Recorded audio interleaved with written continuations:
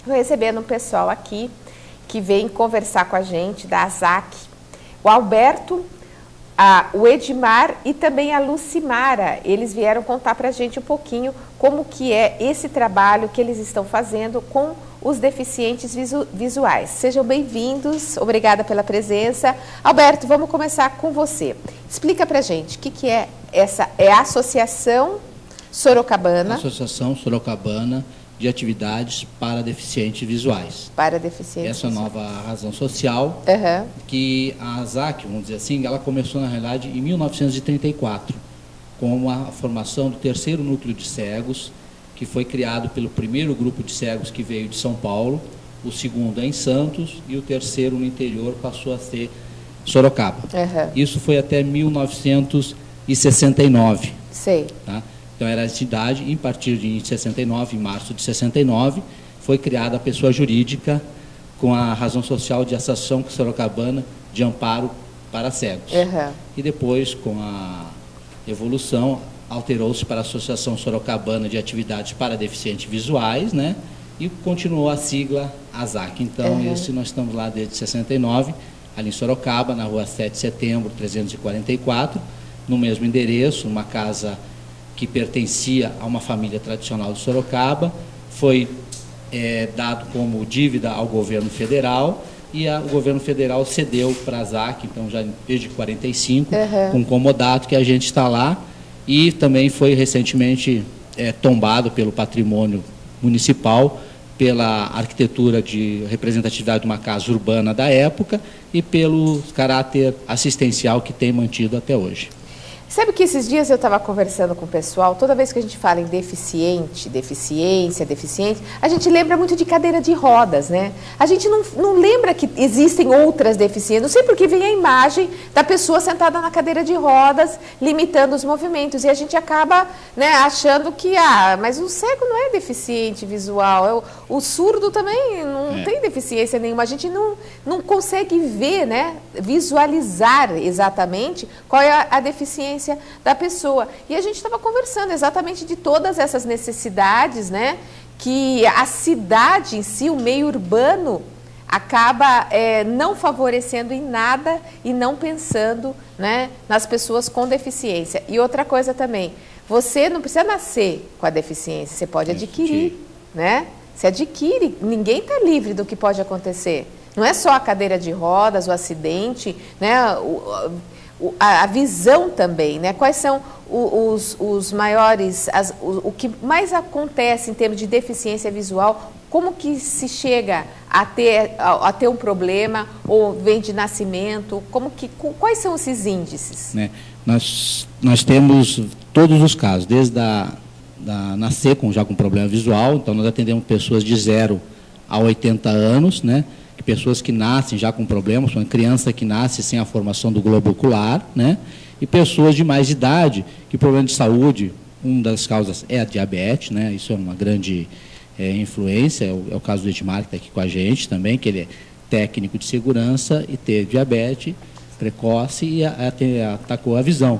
Nós temos também o nosso professor de informática também, né? Que ele é deficiente visual, formado em TI pela Escola Politécnica, né? Ajudou a gente a montar a sala de informática e nós contratamos eles como professor de informática nosso, né? Então, tudo isso vem de acidentes também, a pessoa adquire através de acidente na indústria, né? Acaba tendo um acidente, afeta a visão. Então, nós também programamos palestras nas indústrias para conscientização, principalmente do óculos, né? Do EPI. Né? Que prevenção, né? Prevenção, tem que ter a prevenção, porque é muito mais barato você fazer uma prevenção, porque tem um acidente, aí vai para o Ministério Público, as empresas são multadas, né, por uma série de coisas, então isso é muito mais caro para a empresa, né? Então a gente tem, estamos aqui com a Lucimara, a nossa coordenadora técnica, pode falar um pouquinho mais da origem da deficiência visual. E aí, Lucimara? Seja bem-vinda, obrigada. Eu estou vendo que você está toda equipada aí, né? Obrigada, eu que agradeço. Trouxe alguns materiais aqui para te mostrar, tá? Então, a maior incidência na ASAC de doenças que causam a deficiência visual são duas, a diabetes e o glaucoma. O glaucoma tem algumas crianças que podem nascer, mas a maioria se manifesta numa idade adulta. E é uma pequena parcela de deficientes visuais que nascem com a deficiência. Também tem os casos de prematuridade, que às vezes tem a deficiência visual. Mas a grande maioria adquiriu na juventude ou na vida adulta a deficiência. Lucimara, uma das coisas também que eu acho que é muito cultural, a gente não presta muita atenção na visão, né? É difícil você achar que você tem que levar teu filho pequenininho para fazer o exame, né? Para visitar um oftalmo. Não é uma coisa que te afeta. Se está com febre, então vamos levar no médico. Mas a visão realmente é uma coisa que preocupa, né? Com certeza. Que preocupa, é verdade. E ninguém dá muita atenção. Daí quando acontece, já foi? Muitas vezes é percebido, por exemplo, na escola, na idade escolar, que tem dificuldade para acompanhar na lousa. Antes disso, a família às vezes não percebeu em casa a dificuldade da criança, né? E também você não precisa esperar você ter uma dificuldade visual para você ir fazer uma consulta, né? Você tem que cuidar. Hoje já existe, está começando a ser implantado o teste do olhinho junto com o do pezinho, né? Para a gente prevenir algumas doenças assim desde do nascimento. Isso é super importante. Então, aqui fica um testemunho meu. Eu fui há, sei lá quantos anos, uns 10 anos a mais até, que eu fui, coincidentemente, eu fui com os meus 3 filhos visitar o oftalmo para fazer uma consulta aí de rotina com eles, tal. Eu fui e levei os 3. Eu sei que daí eles entrou o primeiro, daí saiu. Daqui a pouco entrou o segundo, saiu. Daí entrou o terceiro, o médico me chamou, falei, o que aconteceu, né? Os 3 têm catarata congênita. E ninguém sabia nada, eu nem imaginava, não sabia nem o que era isso, né? E o médico assustou, porque ele falou que ele nunca viu um caso dos 3, né, os 3 irmãos, e terem a mesma coisa, né? Então, assim, e foi por acaso, gente. Então, você que está nos assistindo agora, vamos, né, ouvir aqui o que pessoas que estão diretamente ligadas ao problema podem nos informar, que isso, afinal de contas, esse programa, antes de mais nada, é um prestador de serviços, né? E depois, Lucimara, de instalado o problema, né? Daí vem toda uma adaptação para a pessoa que adquiriu, que ficou, né? Teve ali, ficou cega, né? Vamos dizer, e tem que se adaptar a uma vida, que é diferente de uma criança que já nasce, já começa sabendo, né? Já nasce sabendo. Sim. Só voltando um pouquinho, você quer uma dicasinha bem bacana? Quero, querida. Se a pessoa tirar uma foto do filho e na revelação ela vê que não tem o brilho, que tem alguma opacidade nos olhos, ela pode levar no oftalmologista para ver se não é algum probleminha.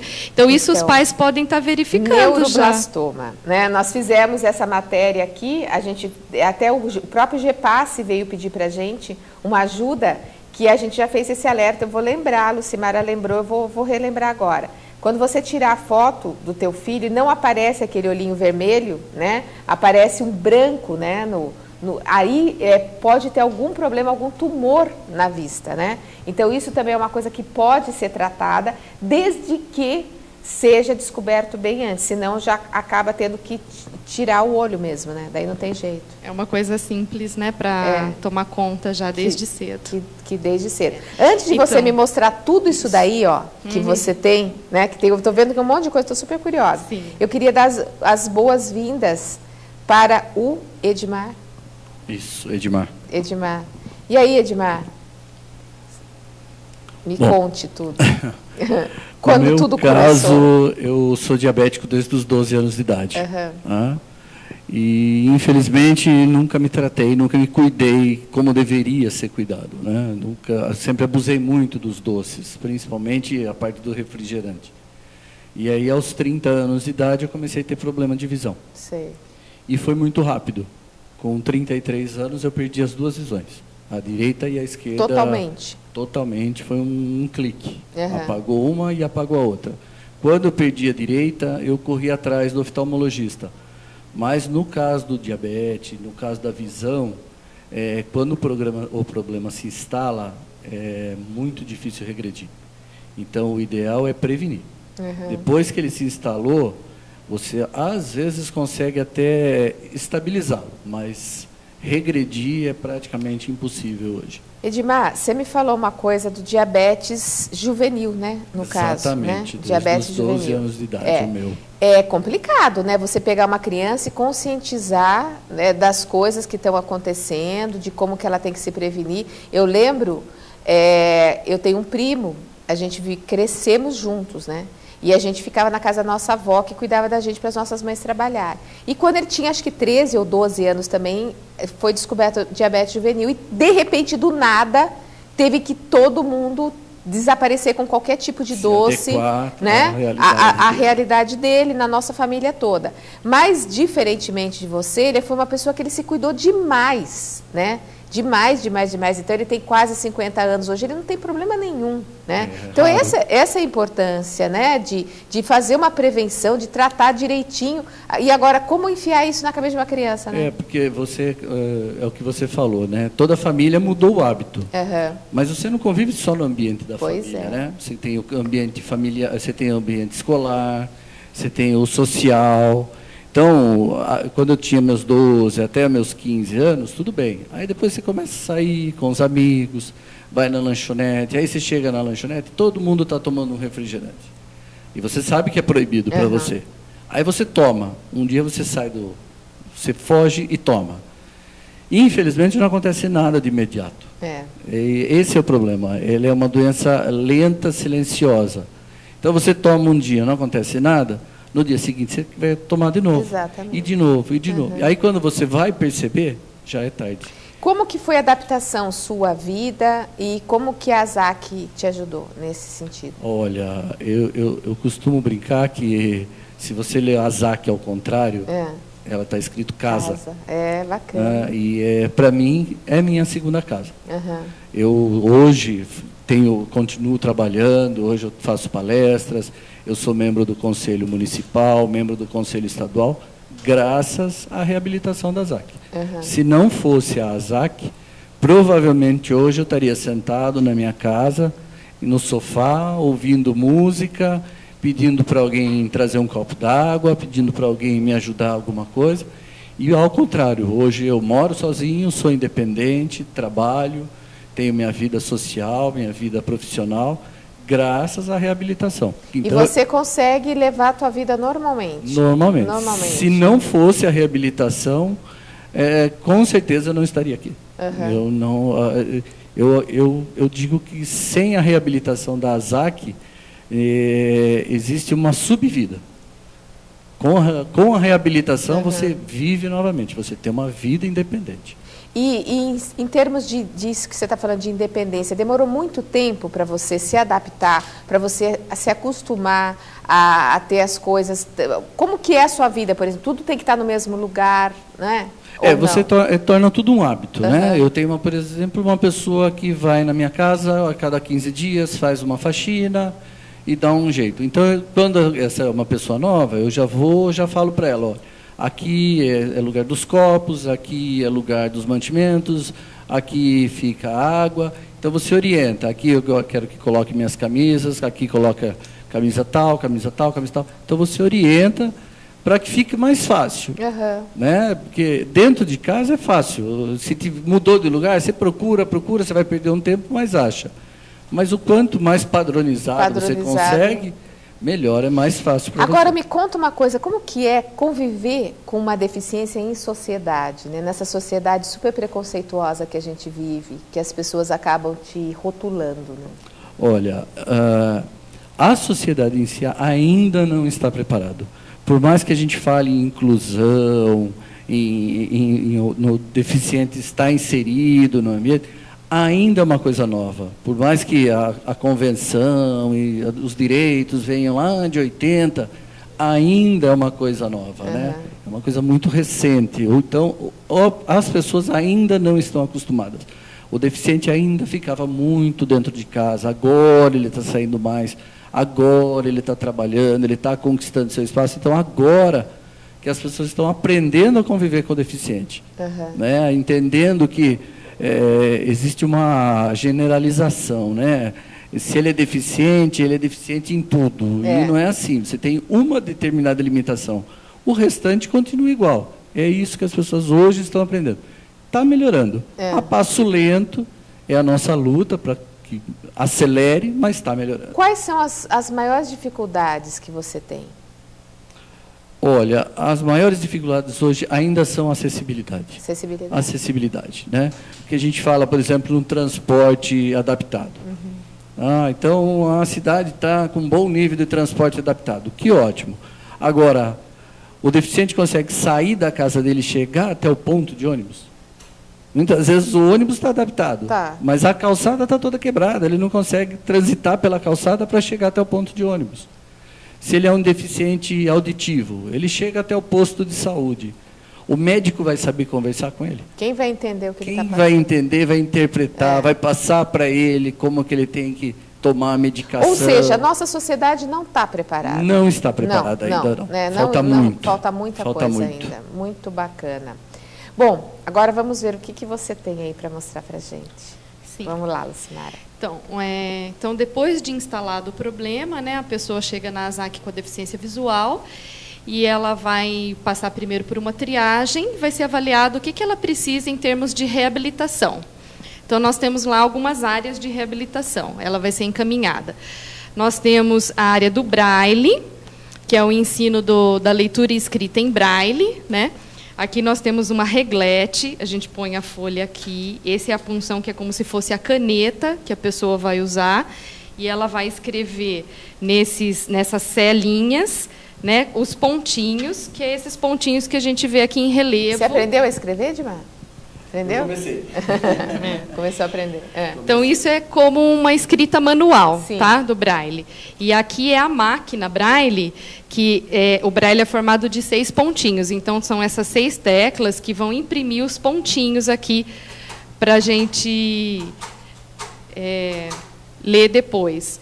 Então, você sabe por exemplo, ler, Simara? Aqui nós temos os pontinhos impressos. Você consegue ler? Consigo ainda não muito correntemente, porque eu sou psicóloga lá.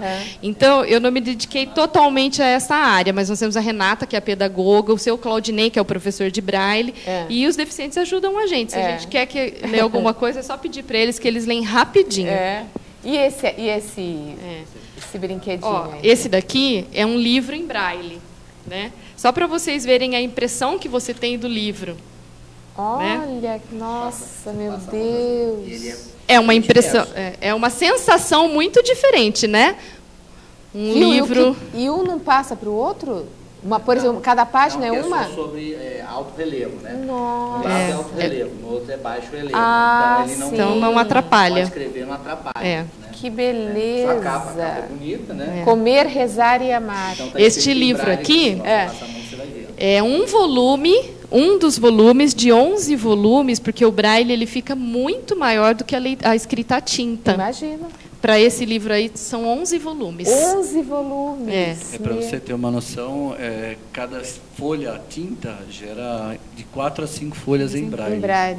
E você não aprendeu isso aqui ainda? Ainda não. Vida, é que depois que você se informatiza, eu imagino. Você fica um pouquinho preguiçoso pro Braille. Imagino. Nossa, eu acho que eu não ia conseguir nunca aprender isso aqui. E esse é o Soroban, que ele é semelhante a um ábaco, né? Tem uma semelhança com o ábaco, que é para o ensino da matemática. Sei. De todos os cálculos matemáticos. São todos feitos Tem aí. o professor lá de Soroban que ensina, tá? Acho que são 4, ele abaixa 1 e conta 5. Isso. Deve ter unidade, uma dezena, fantástica. Eles fazem com isso o cálculo rapidamente, como a gente faz mentalmente, né? Eles usam esse daqui e fazem rapidamente os cálculos. Desenvolve a sensibilidade maior que é desenvolvida é do tato ou não? É do tato. É do tato? É do tato. Na terapia ocupacional, que é outra área, eles vão ter várias atividades para desenvolver essa sensibilidade, né? E vai ajudar no ensino do Braille depois, na aprendizagem do Braille. Tá? Aí uma outra área, que é o que o Edmar citou, que é a da informática. Nós temos lá a inclusão digital, que é o computador é igual ao nosso, igual ao meu, igual ao seu. O teclado é igual, só que tem um software, que é um ledor de tela, que vai ler tudo que está ali e o deficiente consegue usar todos os programas de computador, inclusive acessar a internet, navegar, por voz? tudo. Por voz, é auditivo. Ele fala com você. Você passa tudo que tiver em cima da for se passando, ele vai passando, ele vai lendo. Tudo que tiver escrito na tela, ele vai lendo para você. Para você ter uma noção, ele só não lê figura. Então, se tiver uma figura, ele não vai saber dizer para você o que é.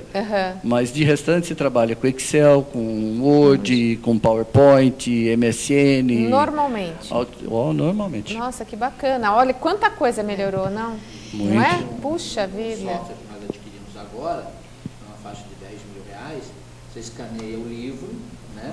E quando bota no computador, transcreve desse software e o computador lê o livro, que nem você está no iPad, né? Em vez de você ler, ele lê para você. Ele lê para você o livro. Né? Então é uma coisa que você só vai passando, né, na tela e vai lendo o livro. Né? Tu tem que ter o trabalho de escanear. Que evolução, hein, gente? A gente chama esses recursos de tecnologias assistivas. Né? Fora isso, tem a professora de orientação e mobilidade, que é quem ensina o uso da bengala, que vai dar autonomia na locomoção, né? Para eles andarem sozinhos.